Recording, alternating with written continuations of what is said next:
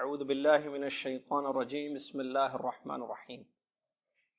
يا أيها الذين آمنوا اتقوا الله حق تقاته ولا تموتن إلا وأنتم مسلمون. يا أيها الناس اتقوا ربكم الذي خلقكم من نفس واحدة وخلق منها زوجها وبث منهما رجالا كثيرا ونساء واتقوا الله الذي تساءلون به والأرحام إن الله كان عليكم رقيبا. يا أيها الذين آمنوا اتقوا الله وقولوا قولا سديدا يصلح لكم أعمالكم ويغفر لكم ذنوبكم ومن يطع الله ورسوله فقد فاز فوزا عظيما.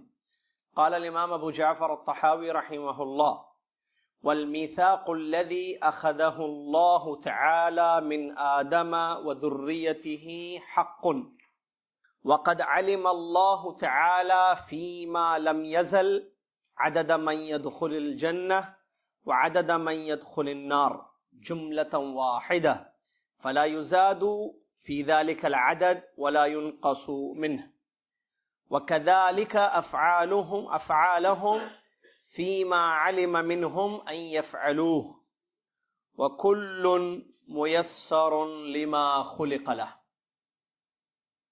تمام تعریف ہر قسم کی بڑائی اور کبریائی اس ایک اللہ رب العالمین احکم الحاکمین الہ العالمین کے لیے ہے، جس اللہ تبارک و تعالی نے انسانوں کو اور انسانوں کے عمل کو پیدا کیا. جو اس نے چاہا وہ ہوا، جو اس نے نہ چاہا وہ نہیں ہوا. وہ جو چاہتا ہے وہی ہوتا ہے، وہ جو نہیں چاہتا وہ نہیں ہوتا ہے. ہر چیز کو جاننے والا، ہر چیز کا وہ خالق ہے سبحانہ و تعالی. سبحان اللہ و بحمدہ سبحان اللہ العظیم. صلاۃ و سلام اس کے بعد اللہ کے آخری نبی، ہم سب کے پیارے نبی، امام الانبیاء محمد الرسول اللہ صلی اللہ علیہ وسلم کی ذات گرامی پر، جن کو رب تعالیٰ نے توحید کی طرف دعوت دینے کے لیے، امت کو اللہ کی پہچان کرانے کے لیے اور اللہ کا حق انہیں بتانے کے لیے مبعوث فرمایا. اللہم صلی علی محمد وعلی آل محمد کما صلیت علی ابراہیم وعلی آل ابراہیم انک حمید مجید. اللہم بارک علی محمد وعلی آل محمد کما بارکت علی ابراہیم وعلی آل ابراہیم انک حمید مجید. اس حمد و صلات کے بعد آج شعبان کی 7 تاریخ ہے، 1438 ہجری، مطابق 4 مئی 2017 عیسوی. عقیدہ الطحاویہ کے درس میں آپ طلباء اور طالبات تشریف فرما ہیں. امام ابو جعفر الطحاوی رحمہ اللہ اہل سنت الجماعت کا عقیدہ جو مستنبط ہے نصوص شرعیہ سے، قرآنی آیات اور نبی صلی اللہ علیہ وسلم کی احادیث سے ماخوذ ہے، مستنبط ہے، اس کو اس کتاب میں مختصر انہوں نے ذکر کیا ہے. تمام چیزیں عقیدے سے تعلق رکھنے والی ہیں، یکے بعد دیگرے ہم ان چیزوں کو پڑھتے جا رہے ہیں. اب تک ہم نے شفاعت تک پڑھا، صفحہ نمبر 16 کتاب کا، اور نقطہ نمبر یا پوائنٹ نمبر 51 تک پڑھا. 52 سے آج کا درس ہوگا.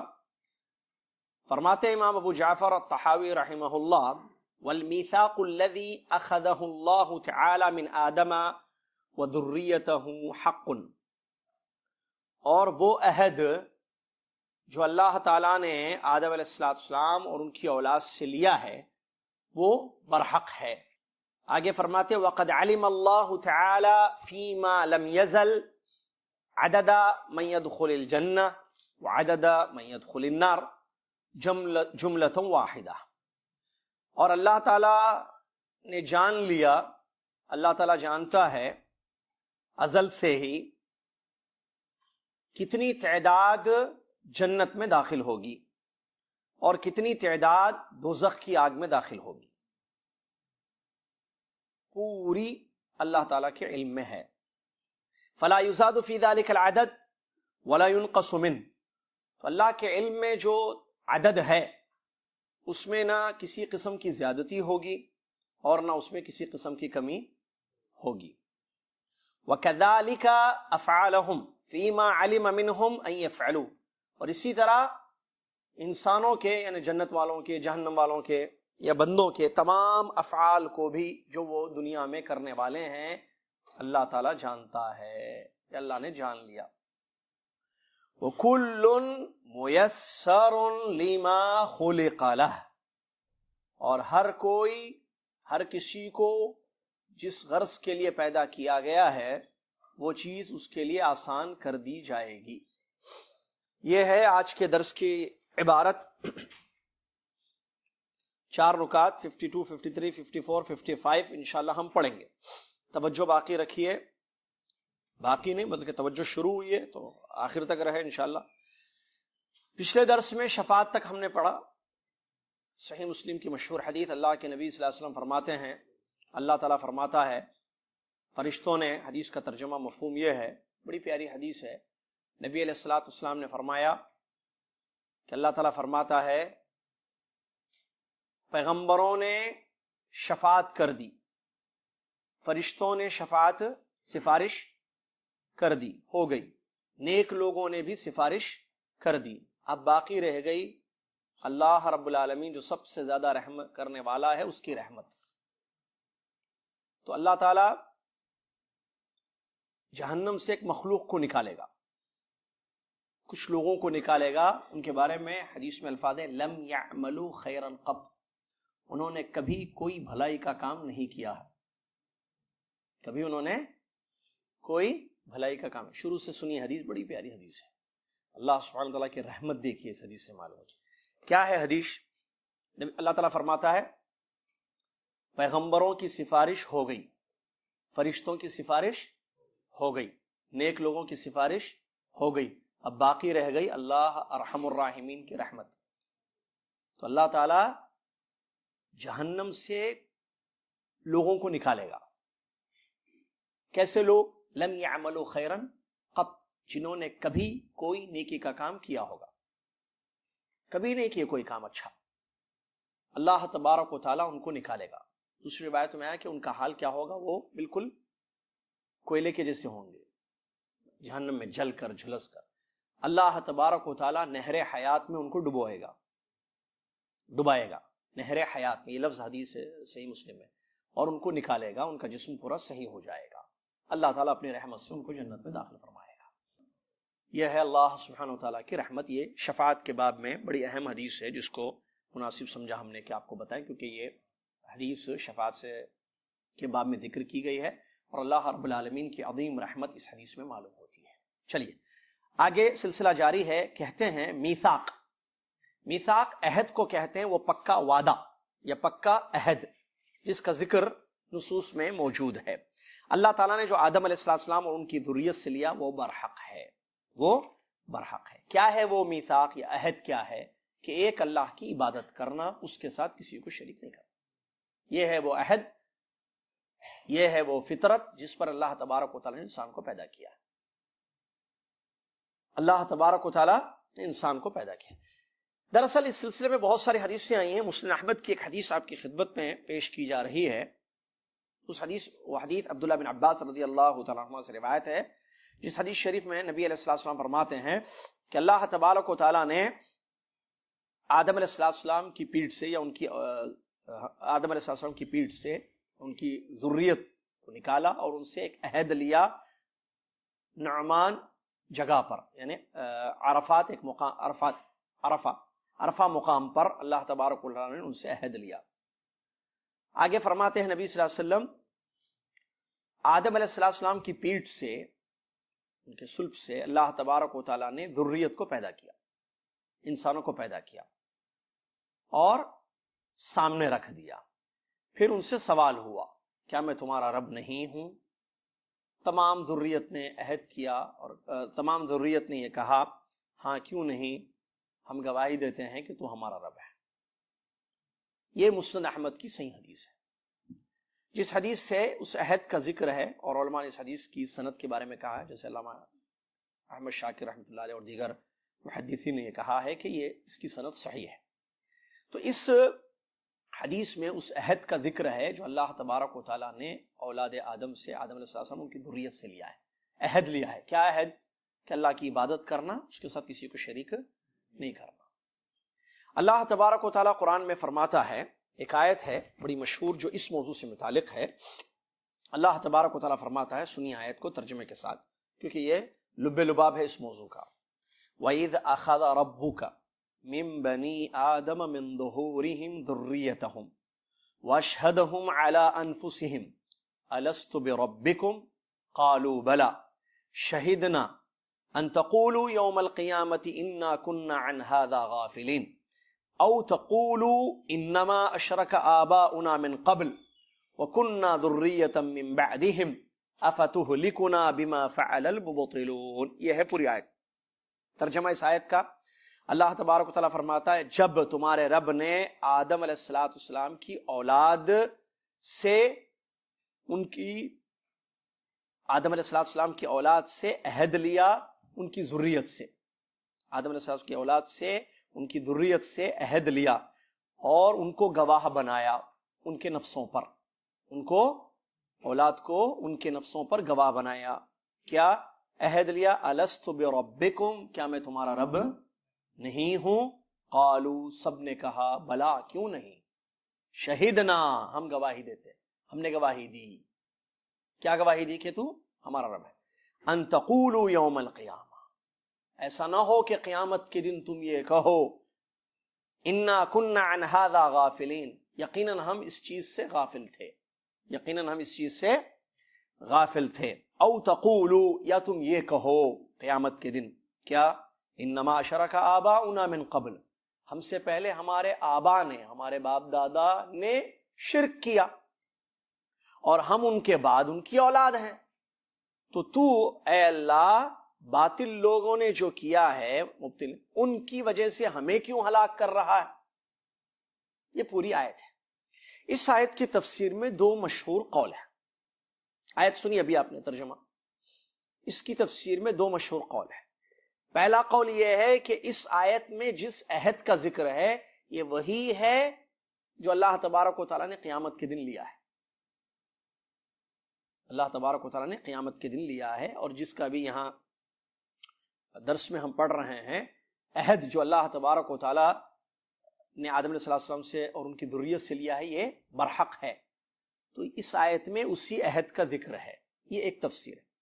دوسری تفسیر اس آیت کے کہ اس آیت سے مراد وہ عہد نہیں ہے بلکہ فطرت ہے جس پر انسانوں کو پیدا کیا گیا ہے، جس کی طرف نبی صلی اللہ علیہ وسلم کی وہ حدیث دلالت کرتی ہے یا اشارہ کرتی ہے، جس حدیث میں نبی علیہ السلام نے فرمایا کل مولود یولد علی الفطرہ، ہر بچہ فطرت پر پیدا ہوتا ہے.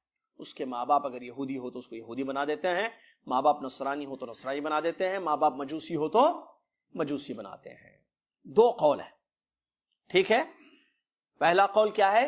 اس آیت میں جو عہد کا، اس آیت میں جس کا ذکر کیا گیا ہے تو وہ وہی عہد ہے جو اللہ تعالیٰ نے آدم علیہ السلام سے لیا ہے.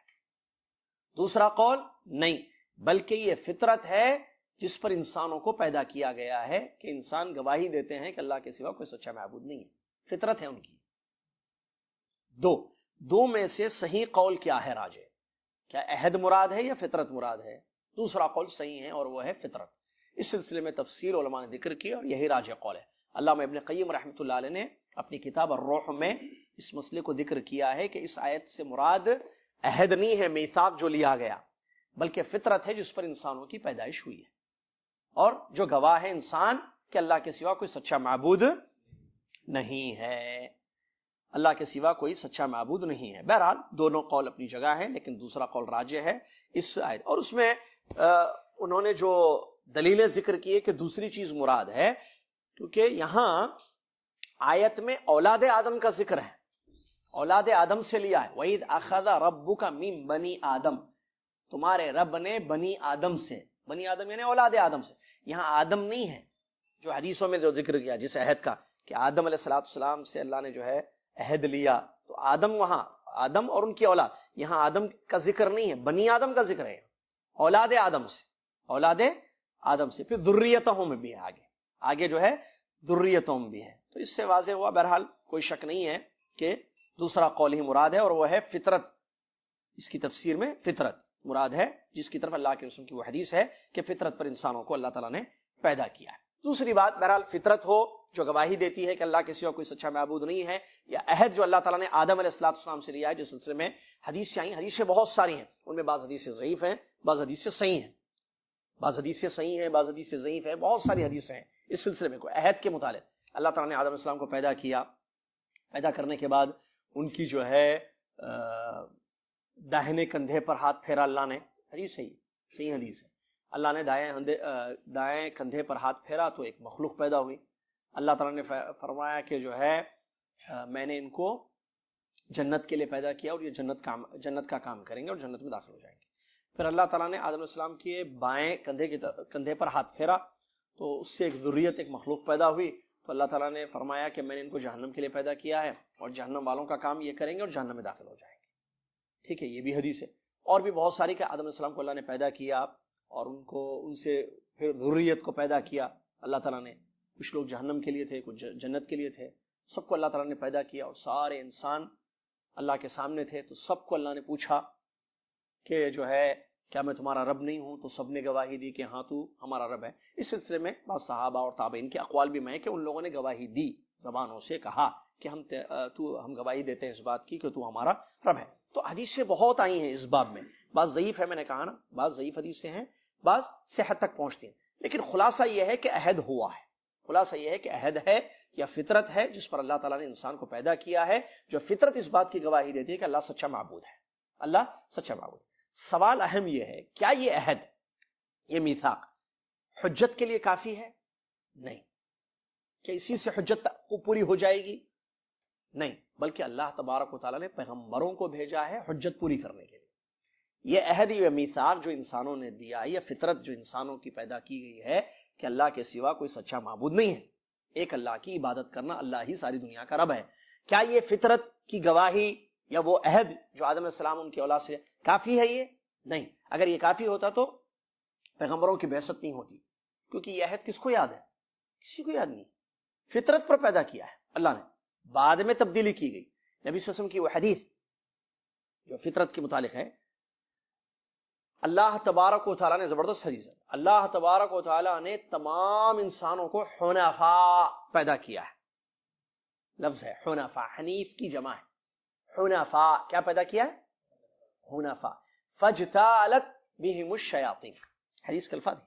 اللہ تعالیٰ نے سارے انسانوں کو جو پیدا ہوئے ہیں یا قیامت تک پیدا ہوں، سب کو کیسے پیدا کیا ہے؟ حنفاء. کیا مطلب حنفاء؟ شرک سے بیزار ہو کر توحید کی طرف آنا. حنیف کا مطلب، ابراہیم علیہ السلام کے بارے میں اللہ نے فرمایا کہ وہ حنیف تھے، اور ابراہیم علیہ السلام کی جو ملت، جو طریقہ تھا، وہ ملت ابراہیمی کیا ہے؟ حنیفیہ. حنیفیہ بولتے ہیں اس کو، قرآن میں دیکھا حنیفہ. وما کان من المشرکین، وہ نہ یہودی تھے نہ نصرانی تھے، ولیکن کان حنیفہ، حنیف تھے وہ. کیا مطلب حنیف؟ شرک چھوڑ کر توحید کی طرف آنا. شرک چھوڑ کر، شرک نہیں کرنا، بیزار ہونا شرک سے، شرک چھوڑ کر توحید کی طرف آنا، اس کو بولتے ہیں حنیف. یہ تھے ابراہیم السلام. آپ نے دیکھا انہوں نے چاند کو دیکھا، قرآن کی آیتیں مشہور ہیں. شرک سے بیزار ہو گئے وہ، اپنی قوم کے شرک سے، اور اللہ کی طرف متوجہ ہوئے، توحید کی طرف آئے، ایک اللہ کا حق انہوں نے ادا کیا. تو یہ ہے حنفاء، حنیف کی جمع. مطلب سارے انسانوں کو اس فطرت پر پیدا کیا گیا ہے کہ وہ شرک سے نفرت کرتے ہیں، پسند نہیں ہے کسی کو شرک. یہ پیدا کیا گیا، سن لیجئے، حدیث ہے، صحیح ہے. اللہ نے پیدا کیا انسانوں کو ایسا کہ شرک سے بیزار، نفرت، ایک اللہ کی عبادت. تو ہوا کیا پھر؟ فجتالت بہم الشیاطین، شیطانوں نے ان کو گمراہ کر دیا اور اس فطرت سے ان کو کیا کر دیا؟ ہٹا دیا، دور کر دیا، پھیر دیا. ورنہ وہ فطرت پر تھے. اگر شیطانوں کا حملہ نہیں ہوتا، شیطانوں کی چال نہیں ہوتی، تو وہ ایک اللہ کی عبادت کرتی ساری انسانیت. یہ جتنا کھیل آپ دیکھ رہے ہیں کفر کا جو ہو رہا ہے دنیا میں، شیاطین ہے پیچھے. اور آپ کو معلوم ہے قوم نوح، حدیث جانتے ہیں نا، وہ آدم علیہ السلام سے لے کر نوح علیہ السلام تک 10 صدی کس پر تھی؟ فطرت پر، توحید پر تھے. شرک تھا 10 صدی، 100 سال تک کوئی اللہ کی عبادت میں شرک نہیں ہوتا تھا. شرک معلوم نہیں تھا، زمین میں اس کا وجود نہیں تھا، وجود نہیں تھا اس کا. کب آیا شرک؟ کس قوم میں آیا؟ اس کی تفصیل جانتے ہیں نا، کون ہے لانے والے؟ نہیں معلوم؟ ارے میں ایسے بول رہا ہوں اے بی سی ڈی بولتے ہیں ویسے. ارے بھائی کیسے شرک آیا؟ کس نے کیسے گمراہ کیا؟ شیطان نے گمراہ کیا نا. کیسے؟ کون سا دروازہ کھولا ہو؟ غلو سے، تعظیم، ایکسٹرا، حد سے آگے، تعظیم سے، غلو سے اس نے گمراہ کر دیا. ارے یہ تمہارے قوم کے بزرگ ہیں، وہ ہیں نا، ان کو جاؤ یاد کرو، ان کے بت بناؤ، ان کے سامنے جھکو. آہستہ آہستہ جو ہے علم ختم ہوا اور شیطان کے بہکاوے میں وہ آ گئے اور دنیا میں شرک شروع ہو گیا. جب شرک شروع ہوا تو نبی علیہ السلام کو اللہ نے بھیجا، وہ سلسلہ چلتا رہا. ہر قوم میں جو ہے شرک رہا تو قوم کو ان کی فطرت کی طرف دعوت دینے کے لیے پیغمبروں کی بعثت ہوئی. اور یہ پیغمبروں کی بعثت حجت قائم کرنے کے لیے ہے. یہ پیغمبروں کی بعثت حجت قائم کرنے کے لیے ہے. اللہ تعالیٰ نے فرمایا وَمَا كُنَّا مُعَذِّبِينَ حَتَّى نَبْعَثَ رَسُولًا. ہم کسی قوم کو اس وقت تک عذاب نہیں دیتے جب تک ایک پیغمبر کو نہیں بھیج دیتے. ہم قوم کو اس وقت تک عذاب نہیں دیتے جب تک ایک پیغمبر. کیوں؟ پیغمبر آ کے پہلے ڈرانا، توحید کی طرف بلانا. دیکھو توحید فطرت پر آؤ، اپنے عہد کی طرف آؤ، ایک اللہ کی عبادت کرو، شرک سے بچو. ایسا کرو گے تو اللہ کے عذاب سے بچو گے، ورنہ اللہ کا عذاب آئے گا. کیونکہ پیغمبروں کے دو کام قرآن نے بیان کیے، رسولا مبشرین و منذرین. پیغمبر خوشخبری سناتے ہیں اور ڈراتے ہیں. خوشخبری توحید والوں کے لیے جو اللہ کا حق ادا کریں گے، ان کو خوشخبری دنیا اور آخرت کی فلاح کی، امن و امان دنیا میں، جنت، رضا وغیرہ. اور جو اللہ کی عبادت نہیں کریں گے ان کو ڈراتے ہیں کس سے؟ اللہ کے عذاب سے. تو جب پیغمبر آئے ڈرا دیے، اب اس کے بعد عذاب آتا. نہیں ڈریں گے تو، شرک نہیں چھوڑیں گے، توحید پر نہیں آئیں گے تو اسی صورت میں کیا ہوگا؟ اللہ کا عذاب آئے گا. وہی بات اللہ وما كنا معذبین، یہ اصول ہے، قاعدہ ہے، نظام ہے اللہ تعالیٰ کا. یہ کیا؟ وما كنا معذبین حتى نبعث رسولا. جب تک پیغمبر کی بعثت نہیں ہوگی عذاب نہیں ہوگا. پیغمبر آنے کے بعد عذاب ہوگا، کیونکہ پیغمبر آئے سمجھا دیے، اب حجت قائم ہو گئی. ورنہ بندہ یہ کہہ سکتا تھا اے میرے رب مجھے نہیں پتا تھا کہ میں کیا کروں، میں کیوں دنیا میں پیدا ہوا، میری زندگی کا مقصد کیا ہے. پیغمبر آ کے بتا دیے. اب تم پیغمبر کی بات پر عمل نہیں کیے، اطاعت نہیں کیے تو عذاب کے مستحق ہوئے. تو ورنہ اس کے پاس بہانہ ہوتا نا، تو بہانے ختم، حجت قائم کی گئی. تو صرف میثاق یا عہد یا فطرت جس پر انسان کو پیدا کیا گیا، اس سے حجت قائم نہیں ہوئی، بلکہ پیغمبروں کو بھیج کر اللہ نے کیا کر دیا؟ انسانوں پر حجت قائم کر دی. اللہ تعالیٰ فرماتا ہے، یہ پیغمبر آ کے اس عہد کو یاد دلاتے ہیں سب کو، دیکھو فطرت پر رہو، ایک اللہ کی عبادت کرو، تمہارا رب اللہ ہے، کوئی اور نہیں ہے، یاد دلاتے ہیں. اسی لیے قرآن کی ایک آیت میں جہنمیوں کا ذکر جب اللہ تعالیٰ نے فرمایا، اور جہنمیوں کو جب جہنم میں لایا جائے گا تو جہنم کا داروغہ ان سے کیا کہے گا؟ سنیے. حتی اذا فتحت ابوابها، یہاں تک کہ جب جہنم کے دروازے کھول دیے جائیں گے جہنم. وقال لهم خزنتها الم یاتکم رسل، الم یاتکم رسل. جب جہنمیوں کو جہنم کی طرف لایا جائے گا، دروازے کھول دیے جائیں گے، ٹھیک ہے، اور داروغہ جہنم کا ان سے کیا کہے گا؟ الم یاتکم رسل منکم، کیا تمہارے پاس تم میں سے رسول نہیں آئے جو اللہ کا کلام پڑھ کر سناتے تھے اور اس دن سے تمہیں ڈراتے تھے؟ تو وہ کہیں گے کہ ہاں، کیوں نہیں آئے ہمارے پاس. یہ ہے حجت قائم. پیغمبر آئے، یاد دلائے، ڈرائے قیامت کے دن سے، لیکن جو ڈرے وہ ڈر گئے، بچ گئے اللہ کے عذاب سے، اور جو نہیں ڈرے وہ اللہ کے عذاب کا شکار ہو گئے. تو وہی بات یہاں پر بتائی جا رہی ہے. تو یہ وہ عہد ہے جس کا ذکر یہاں پر کیا گیا. آگے بس اتنا ہی تقریباً علماء نے ذکر کیا ہے، مزید بات نہیں ہے اس میں. آگے سنیے. وقد علم اللہ تعالی فیما لم یزل عدد من يدخل الجنہ. یہ اگلا جو نقطہ ہے، اس میں جو ترجمہ ہم نے کیا ہے آپ کے سامنے، کہ اللہ تبارک و تعالی کو علم ہے، اللہ نے جان لیا، اللہ جانتا ہے کتنے لوگ جہنم میں جائیں گے، جنت میں جائیں گے، کتنے لوگ جہنم میں جائیں گے. یک بارگی اللہ تعالیٰ سب کو جانتا ہے، تعداد کو. اور اللہ کے علم میں جو ہے، علم ازلی میں جو عدد ہے، جو جہنم میں جائیں گے، جو جنت میں جائیں گے، اس میں زیادتی اور کمی نہیں ہو سکتی. یہاں سے اس نقطے سے ایک نیا سلسلہ شروع کر رہے ہیں مصنف ابو جعفر، امام ابو جعفر طحاوی رحمہ اللہ، اور وہ ہے تقدیر کا بیان. نوٹ کیجئے وہاں پوائنٹ 53 پر، یہ سب نوٹ کرنے کی چیزیں. الایمان بالقدر شروع ہو رہا ہے یہاں سے. کیا شروع ہو رہا ہے؟ تقدیر پر ایمان، اس کا ذکر شروع ہو رہا ہے یہاں پر. تقدیر پر ایمان. جیسا کہ ہم جانتے ہیں تقدیر پر ایمان لانا ایمان لانے کے ایمان کے 6 ارکان میں سے ایک اہم رکن ہے. ایمان کے 6 ارکان میں سے ایک اہم رکن تقدیر پر ایمان. تقدیر پر ایمان لانے کے 4 مراتب علماء نے ذکر کیے ہیں، 4 سٹیجز. جب تک کسی کا ایمان 4 چیزوں پر نہیں ہوگا اس کا ایمان تقدیر پر نہیں ہوگا، صحیح نہیں ہوگا، ایکسپٹ نہیں ہوگا. یہ بھی یاد رکھنے والی چیزیں ہیں سب. تقدیر پر ایمان لانے کے لیے 4 چیزوں پر ایمان لانا ضروری ہے.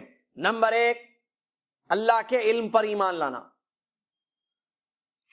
علم ازلی پر، نمبر 1.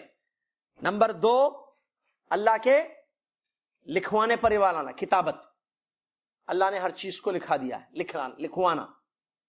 علم، اللہ کا علم، لکھوانا. نمبر 3 مشیت،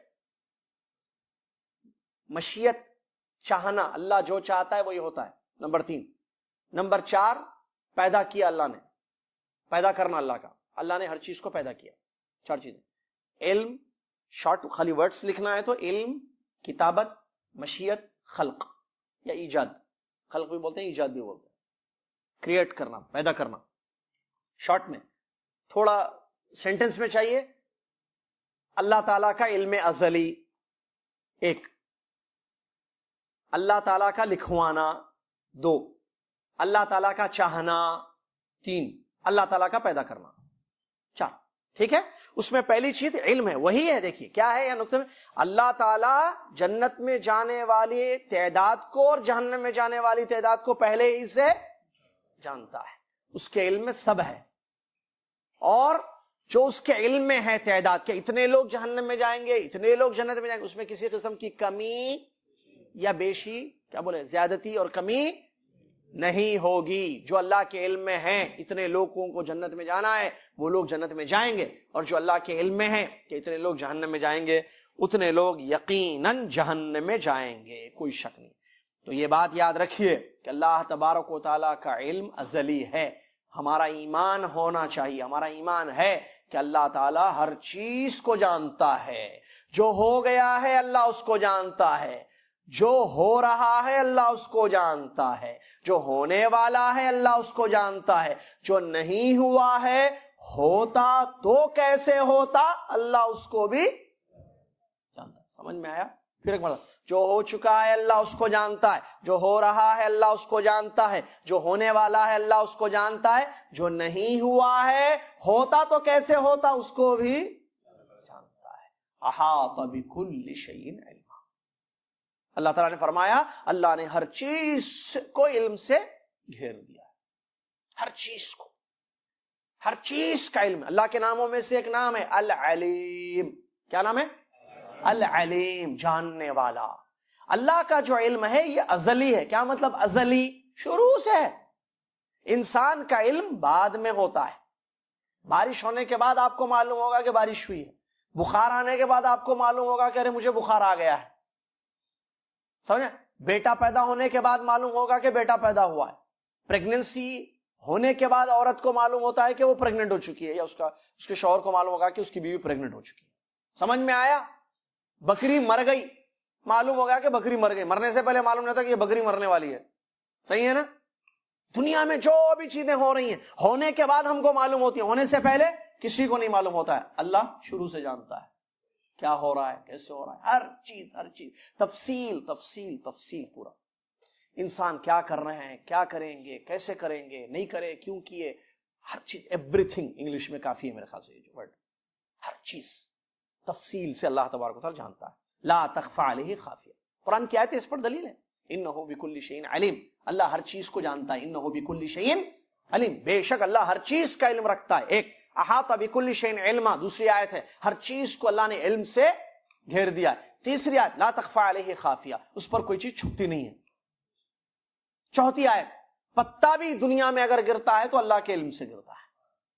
ہر چیز کا اللہ تعالیٰ کو علم ہے. اس بات کو اچھی طریقے سے ذہن میں رکھنا بہت بڑی بات ہے.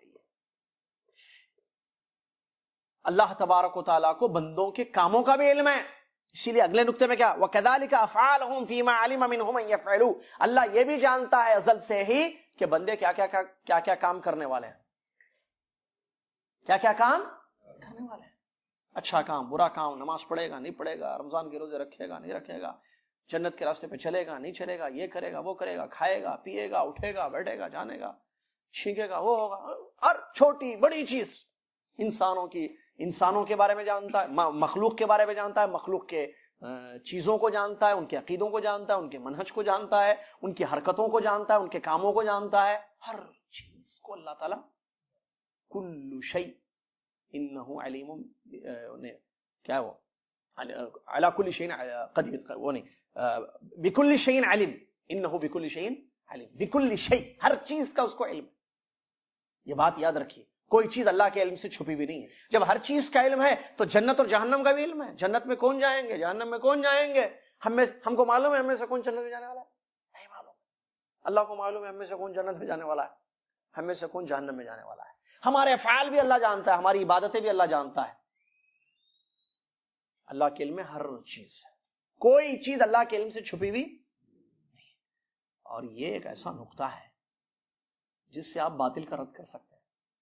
جو لوگ عقیدے میں باتیں کرتے ہیں, تقدیر میں منہ کھولتے ہیں, ٹھیک ہے, اللہ کے اسماء و صفات میں تعویلیں کرتے ہیں, ان کو اس صفت سے آپ مار سکتے ہیں. ان کو بولنا کیا آپ پہلے یہ بتائیے کہ آپ مانتے ہیں کہ اللہ ہر چیز کو جانتا ہے. وہ انکار کرے گا تو کافر ہو جائے گا, مانے گا تو اس ماننے سے کچھ چیزیں لازم آتی ہیں. جب اللہ کے علم میں ہر چیز ہے تو پھر ہر چیز اللہ کی, اس کے اسماء و صفات وغیرہ ساری چیزیں اس میں داخل ہیں. علیم بہت بڑی صفت نام ہے اللہ تعالیٰ کا, اور صفت العلم بہت بڑی صفت ہے اللہ تعالیٰ کی. بندے کو بند کریں, اس کو بندے کو اگر اس بات کا علم ہو جائے کہ اللہ ہر چیز کو جانتا ہے تو اس کا ایمان کیسے ہوگا, اس کی زندگی کیسے ہوگی, اچھی زندگی ہوگی. میرا رب ہر چیز کو جانتا ہے, کچھ بھی نہیں. وہ رب سے قریب ہوگا, اللہ سے تعلق اس کا مضبوط ہوگا, کیونکہ میرے رب کو معلوم ہے سب چیزیں. اور جو میرا رب علیم ہے, میرے آگے کے احوال کو بھی جانتا ہے, میرے افعال کو جانتا ہے, تو اسی صورت میں وہ اور خوش کرنے کی کوشش کرے گا اپنے رب کو, کیونکہ اس کو معلوم ہے دنیا جانے نہ جانے. ہوتے نا, میں اتنے اچھے کام کیا لیکن جو ہے بچوں نے میرے ساتھ ایسے کیا, ماں باپ کی شکایت, شوہر کی شکایت بیوی سے, بیوی کی شکایت شوہر سے, کمپنی میں امپلائیز کی شکایت کمپنی کے اونر سے یا ذمہ داروں سے. ہم اتنا اچھا کیا, ہمارا دیکھو ہم کیا کیا نہیں کیا, ہم کو کچھ نہیں ملا, ہم کو اس کا ریورٹ کیا بولیں گے, اس کے بدلے ہم کو نہیں دیے گئے, جزا نہیں ملی ہم کو. لیکن بندے کو اگر اس بات کا علم ہو جائے کہ اللہ علیم ہے تو اسی صورت میں وہ مطمئن ہوگا کہ ٹھیک ہے لوگ بھول جائیں لیکن میرا رب بھولتا نہیں, اس کو معلوم ہے ہر چیز, تو میرے ہر کیے کا بدلہ مجھے ملے گا, چھوٹے سے چھوٹے عمل کا بدلہ مجھے ملے گا. انسان بھولتا ہے, اللہ نہیں بھولتا ہے, اللہ کا علم ازلی ہے, تو اللہ جانتا ہے تعداد کو جنت اور جہنم میں جانے والی. اور یہ ڈرانے والی چیزیں دیکھیے, ہمیں نہیں پتا کہ ہم جنت میں جائیں گے نہیں جائیں گے, اللہ جانتا ہے کہ ہم جنت میں جائیں گے یا جہنم میں جائیں گے. اللہ تعالیٰ کو ہر چیز کا علم ہے. امام شافعی رحمۃ اللہ علیہ کی کچھ اشعار ہیں, ان میں سے ایک شعر ہے, خلقت العباد کما علمت,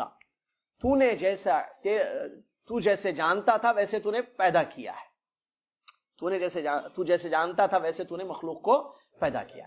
تو اللہ کا علم, اس بات کو ذہن میں رکھیں. ایک چیز تو اللہ کے علم میں جو چیزیں تھیں, اللہ کے علم میں اللہ نے وہ ساری چیزیں لکھوا دیں تقدیر پر ایمان لانے کے لیے. دوسری ضروری چیز, اللہ نے کیا کیا, ان تمام چیزوں کو لکھوا دیا. اس سلسلے میں حدیث سے موجود ہے, اللہ نے پہلے قلم کو پیدا کیا, کہا کہ لکھو, تو قلم نے کہا کہ کیا لکھوں, تو اللہ نے فرمایا کہ قیامت تک جو ہونے والا ہے سب لکھ دو, قیامت تک جو چیزیں ہونے والی ہیں سب لکھ دو. قلم نے تعمیل کی, لکھ دیا, ٹھیک ہے. تیسری چیز جو ہے, اللہ جو چاہتا ہے وہی ہوتا ہے. اس کائنات میں اللہ کی مشیت سے ہٹ کے کوئی چیز نہیں ہے. جو اللہ نے چاہا وہ ہوا, جو اللہ نے نہیں چاہا وہ نہیں ہوا. ما شاء اللہ کان وما لم یشاء. پہلی چیز کیا ہے, اللہ جانتا ہے ہر چیز کو. دوسری چیز لکھا دیا اللہ نے, اللہ کے علم میں جو سب کو. تیسری چیز, اللہ جو چاہتا ہے وہی ہوتا ہے, مشیت اللہ کی. وما تشاؤون الا یشاء اللہ رب العالمین, تم جو چاہتے وہ نہیں ہوتا, اللہ رب العالمین جو چاہتا ہے وہی ہوتا ہے. چوتھی چیز, اللہ کے علم میں جو چیز تھی اللہ نے جو لکھوا دی, اللہ نے چاہا اور پیدا کیا. پیدا کس کو کیا, انسانوں کو بھی, ان کے کاموں کو بھی. کام بھی مخلوق ہیں, افعال. عبدالوارث بیٹھیے, سنیے درس. کیا ہے اللہ تعالیٰ نے کیا فرمایا؟ واللہ خلقکم وما تعملون، واللہ خلقکم وما تعملون، اللہ نے تم کو پیدا کیا ہے اور تمہارے اعمال کو پیدا کیا. توجہ ادھر رکھیے. واللہ خلقکم وما تعملون، اللہ نے تم کو پیدا کیا اور تمہارے عمل کو، تم جو عمل کرتے ہو. ہمارا عمل بھی مخلوق ہے، ہمارا عمل بھی مخلوق ہے، ہم بھی مخلوق ہیں، ہمارے عمل بھی مخلوق ہے. خالق کون ہے ہمارا؟ ہمارے اعمال کا اللہ تبارک و تعالی. ٹھیک ہے، سمجھ میں آیا؟ آگے سنیے. وَكُلٌّ مُيَسَّرٌ لِمَا خُلِقَ، اور ہر ایک کو جس چیز کے لیے پیدا کیا گیا ہے وہ چیز آسان ہوگی. جو جنت کے لیے پیدا کیے گئے ہیں جنت کا عمل ان کے لیے آسان. اللہ اکبر. جو جہنم کے لیے پیدا کیے گئے ہیں جہنم کا عمل ان کے لیے آسان. یہ ٹکڑا جو انہوں نے ذکر کیا مصنف رحمۃ اللہ علیہ نے 55 نمبر والا، یہ اصل ایک صحیح حدیث میں آیا ہے. بخاری مسلم کی حدیث ہے. اللہ کے نبی محمد صلی اللہ علیہ وسلم فرماتے ہیں، اللہ کے نبی محمد صلی اللہ علیہ وسلم فرماتے ہیں، ما منکم من احد الا وقد كتب مقعده من النار ومقعده من الجنہ فقالوا یا رسول اللہ افلا نتکل على کتابنا فقال اعملوا فكل ميسر لما خلق. بہت بڑی حدیث ہے، سنیے اور آئندہ درس میں اس کی تشریح ہوگی. بہت اہم حدیث ہے. کیا ہے؟ نبی صلی اللہ علیہ وسلم فرماتے ہیں تم میں سے کوئی ایسا نہیں ہے، تم میں سے کوئی بھی ایسا نہیں ہے کہ جس کا ٹھکانہ جنت یا جہنم لکھ دیا گیا ہو، لکھ نہ دیا گیا ہو. تم میں سے ہر ایک کے ٹھکانے کو کہ وہ جنت میں اس کا ٹھکانہ ہوگا یا جہنم میں اس کا گھر ہوگا لکھ دیا گیا ہے. تو صحابہ نے فرمایا کیا ہم ہمارے کتابت پر عمل اعتماد نہ کریں، بھروسہ نہ کر لیں، ٹیک نہ لگا لیں؟ جب لکھ دیا گیا ہے کہ ہم جہنم میں ہمارا ٹھکانہ ہے جہنم، تو اسی پر ہم بھروسہ کر لیں گے. تو نبی صلی اللہ علیہ وسلم فرمایا عمل کرو. ہر انسان جس کے لیے پیدا کیا گیا ہے وہ عمل اس کے لیے آسان کر دیا جائے گا. ایک مرتبہ پھر نبی صلی اللہ علیہ وسلم نے خبر دی صحابہ کو، تم میں سے ہر ایک کا ٹھکانہ لکھ دیا گیا ہے. جنت میں اس کا ٹھکانہ ہوگا، میری طرف توجہ دے، ٹھکانہ جنت میں ہوگا یا جہنم میں ہوگا لکھ دیا گیا ہے. کتب، ختم، لکھ دیا گیا ہے. تو صحابہ نے فرمایا تو کیا اس پر ہم ٹیک نہ لگا لیں، مطلب عمل چھوڑ دیں؟ جب معلوم ہے ٹھکانہ خلاص، جنت میں جانا ہے جنت میں جائیں گے، جہنم میں جانا ہے جہنم میں جائیں گے، تو اسی پر ٹیک نہ لگائیں. آپ نے فرمایا اعملوا، عمل کرو، عمل کرو، اس لیے کہ جو جس کے لیے پیدا کیا گیا وہ عمل اس کے لیے آسان ہوگا. اس حدیث شریف میں دو بہت بڑے مسئلے ہیں، آئندہ درس میں آپ کو بتاؤں گا. دو عظیم مسئلے اس حدیث میں، کیونکہ یہ حدیث بڑی اہم ہے. ایسی اور بھی روایتیں موجود ہیں. بعض روایتوں میں کیا ہے، اللہ کے نبی صلی اللہ علیہ وسلم کیا ہم جو کر رہے ہیں یہ چیز پہلے ہی سے مقدر ہے، یعنی ہم جو کر رہے ہیں، ہمارا ٹھکانہ کیا ہوگا، ہم کہاں جائیں گے، سب پہلے ہی سے مقدر ہے یا بعد میں ہونے والا ہے؟ تو آپ نے بولا نہیں، شیء قد قدر، خلاص پہلے سے ہی مقدر ہے سب چیزیں. کہا کہ پھر عمل کیوں کریں؟ ففیم العمل، ایک اور ایک روایت میں، تو پھر عمل کیوں کریں ہم جب پہلے سے ٹھکانے سب کے طے ہیں، کنفرم ہے، اس کا ٹھکانہ جنت، اس کا ٹھکانہ جہنم، کس کو جنت میں جانا ہے کس کو جہنم میں جانا ہے. تو جب سب کے ٹھکانے جب کنفرم ہیں تو پھر عمل کرنے کی کیا ضرورت ہے؟ تو آپ نے کیا فرمایا؟ عمل کرو. ہر انسان جس کے لیے پیدا کیا گیا ہے وہ آسان کرے. اس حدیث شریف میں بہت بڑے دو عظیم مسئلے ہیں اور بہت اہم حدیث ہے جو انشاءاللہ وقت چاہیے اس کو سمجھانے کے لیے. آئندہ درس میں اسی سے شروع کریں گے انشاءاللہ، کیونکہ اس میں بہت سارے مسئلے ہیں اور اسی کو لے کر لوگ جو ہے اہل باطل کہتے ہیں بھائی آپ کہتے ہو تقدیر پر ایمان لانا ہے، کیا ہے تقدیر؟ تقدیر میں اگر لکھا ہوا ہے ٹھکانہ جانا تو پھر یہ عمل کی کیا ضرورت ہے؟ کافر کو پھر کفر کی سزا کیوں مل رہی ہے؟ سوالات دیکھیے، اس قسم کی شبہات جو ڈالتے ہیں. بھائی کافر کا ٹھکانہ معلوم ہے نا کہ وہ جہنم میں جائے گا، کافر کہاں جائے گا؟ جہنم میں جائے گا، تو پھر اس کے کفر کی سزا اس کو کیوں دی جا رہی ہے؟ ایک آدمی شراب پی رہا ہے، یعنی اس کا مقدر میں لکھا ہوا تھا شراب پینا، اور وہ پی پی کر نشے میں مرے گا، جہنم میں جائے گا، لکھا ہوا ہے، تو پھر وہ ایک آدمی خودکشی ہوگی اس کی، وہ اپنے آپ کو ہلاک کر دے گا، مار دے گا اور جہنم میں جائے گا، تو پھر اس کو کیوں جو ہے جہنم، جب پہلے سے طے تھی چیز، تو کیوں اس کو سزا دی جا رہی ہے؟ یہ بات قابل غور ہے. کیسے اس کا رد کریں گے, اس قسم کے شبہات کا یہ بہت اہم مسئلہ ہے. آئندہ درس میں انشاءاللہ پڑھیں گے. آئیے سلسلہ جاری ہے رمضان تک انشاءاللہ. اللہ تعالیٰ جزائے خیر دے, آپ لوگوں کو بیٹھنے کو قبول فرمائے. اللہ تعالیٰ ہم سب کو توفیق دے کہ ہمارا ایمان قوی ہو تقدیر پر, اور دیگر جو اتنے ایمان کے ارکان ہیں اللہ تعالیٰ سب پر ہمارا ایمان قوی کرے, مضبوط کرے. آمین. وآخر الحمد للہ رب العالمین. والسلام علیکم ورحمۃ اللہ وبرکاتہ. کفارۃ المجلس پڑھ لیں. سبحان